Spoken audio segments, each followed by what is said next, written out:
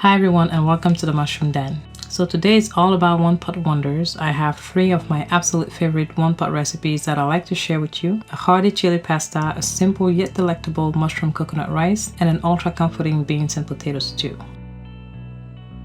So for this first recipe, we're going to peel, wash, and dice our potatoes into bite-sized chunks, like so. And this size is just perfect for the potatoes to soak up all the flavors of the stew. Next, let's prep our veggies, starting by finely dicing the onions. Next, you want to mince the garlic and grate the ginger.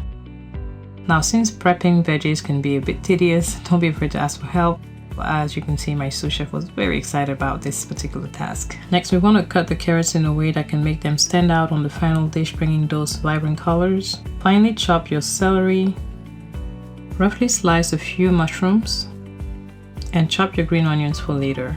Now let's make a bouquet garni, which is a bundle of fresh herbs tied together with a kitchen twine. Here I'm using sage, rosemary, thyme, and oregano. What I love about this is that it does an excellent job infusing the stew with those subtle herbal notes without leaving behind any loose stems or leaves. Finally, let's drain and rinse out our beans. Now we chose cannellini beans for this recipe not only for their creamy texture but also for their mild flavor, which allows them to absorb the flavors of the other ingredients. Now on the stove on medium heat, drizzle in some olive oil, followed with your onions, garlic, and ginger. Saute until fragrant and translucent. Next, add the celery, carrots, and mushrooms, and we're going to let them sweat a little bit before adding the tomato paste. Now add a few splashes of water or broth to make it easier to work through the tomato paste. We can go ahead and add the rest of the ingredients. That is our beans, potatoes, coconut milk, and water. Then onto the seasoning, salt and pepper, onion powder, and smoked paprika. Stir well to incorporate the spices, then add the bouquet garni, making sure to fully submerge into the stew. Cover the pot and let it simmer gently on medium-low for about 20 to 25 minutes, or until the potatoes are fork tender and the flavors have melded together. Once cooked, remove the bouquet garni from the pot and discard it, then add the green onions for a fresh and colorful touch. Now I can say a lot of things about this dish, but I do have 4 words that I believe are fitting to describe it. Wholesome, nourishing, comforting, and satisfying. Now this recipe requires a lot less prep time because we're using less ingredients, but we're definitely not sacrificing the taste or the flavors for that matter. So you want to dice the onions, mince the garlic, grate the ginger, and roughly chop the mushrooms. And really that's all the prepping you need to do. Everything else is conveniently packed and ready for you to use. So on a saucepan on medium heat, melt in the coconut oil, followed by the onions, garlic, and grated ginger. Let them be infused by the coconut oil while also releasing their own flavors. Then add in the mushrooms and let them sweat out some of their moisture. Then moving on to adding the frozen peas and carrots. Let them thaw in the saucepan for a minute or 2 and proceed to adding the seasoning, which is just salt, pepper, and onion powder. Moving on, we're gonna go ahead and add our rice. Here I'm using basmati rice for its fluffy texture when cooked. Also adding some fresh basil and a few sprigs of thyme. Submerge everything with some coconut milk and water. Throw in a few bay leaves.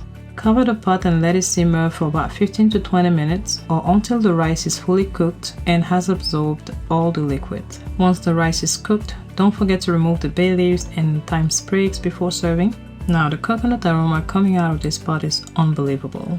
I love the simplicity of this dish. It tastes like one of those dishes that you'll pay a lot of money for in a restaurant, but you've had it made in the comfort of your own home, knowing exactly what ingredients went into it. Now it's great as is, but even better with raw cashews and a few sprinkles of green onions. This dish is flavorful, decadent, and really, really satisfying.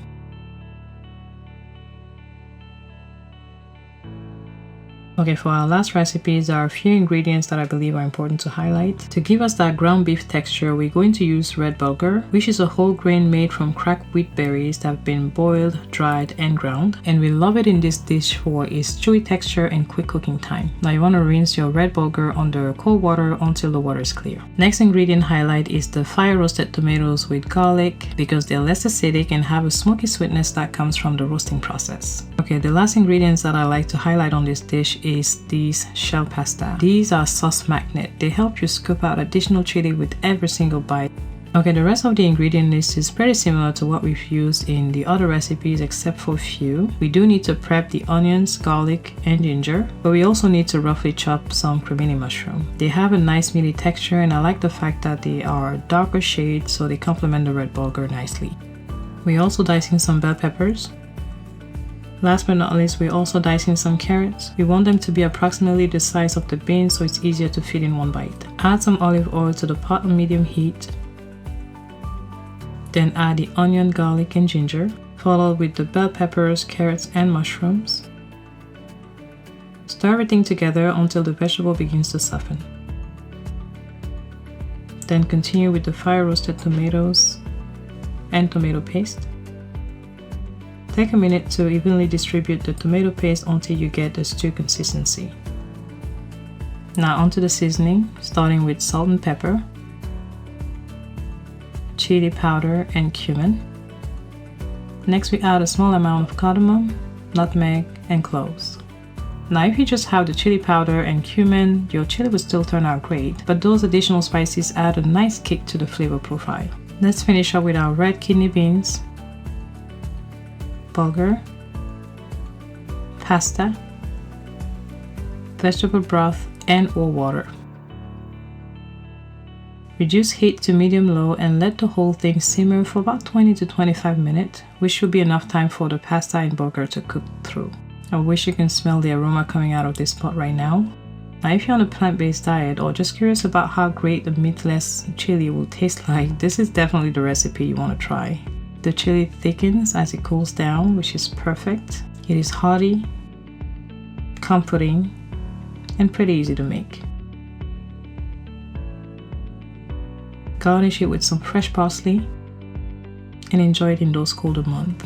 Now as usual, all the recipe information for each of the recipes we've covered today will be listed in the description box below the video. I hope you found this video helpful. If you did, I recommend you explore our Vegan Dinners playlist for some awesome plant-based recipes. Thank you so much for watching, and until the next video, as always, have a blessed one.